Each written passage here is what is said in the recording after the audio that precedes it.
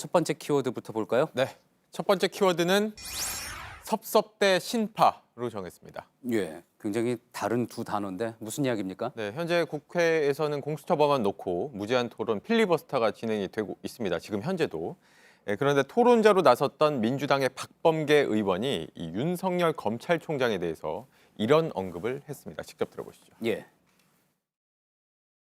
저는 윤석열 검사가 사표를 절대로 내서는 안 된다라는 절절한 글을 윤석열 형으로 시작되는 문장을 만들어서 페이스북에 올렸습니다. 그것을 조국 교수는 다시 리트윗을 했습니다. 그렇게 지켜진 윤석열 검사였습니다.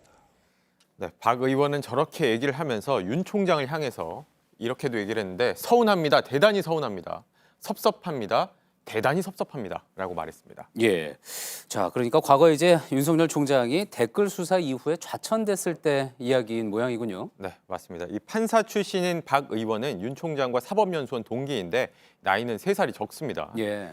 실제로 2013년 11월에 박 의원은 소셜미디어에 윤석열 형이라고 부르면서 이 어떠한 경우에도 사표는 쓰면 안 된다. 범계 아우가 드리는 호소다라는 글을 쓴 바가 있습니다. 그러자 예.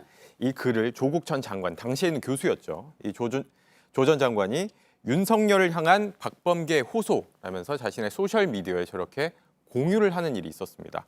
박 의원은 당시 이 글을 쓰던 과정의 뒷이야기도 공개를 했는데 당시에 조 전 장관이 먼저 자신에게 전화를 해서 윤 총장 같은 검사 사표 내는 건 막아야 한다라고 부탁을 했고 그래서 자신이 글을 쓰게 된 것이다라고 설명을 했습니다. 이것도 직접 들어보시죠. 예.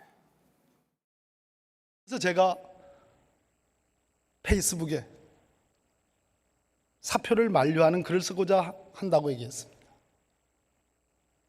조국 교수는 이왕 쓰는 김에 정말로 자세하게, 간단하게, 그리고 호소하듯이 써주셨으면 좋겠다라는 간곡한 부탁을 했습니다.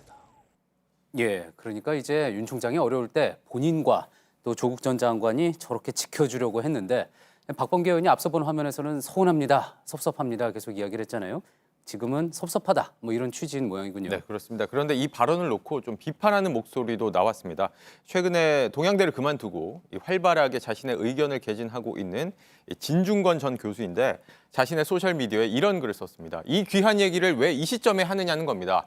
이 감동적인 일화는 진작에 소개됐어야 마땅합니다. 라면서 이 예정을 봐서라도 수사를 이쯤에서 적당히 접으라는 거다라고 주장을 하기도 했습니다. 그러면서 윤 총장이 그런 심파극에 흔들릴 사람이 아니다라고 주장하기도 했습니다. 예.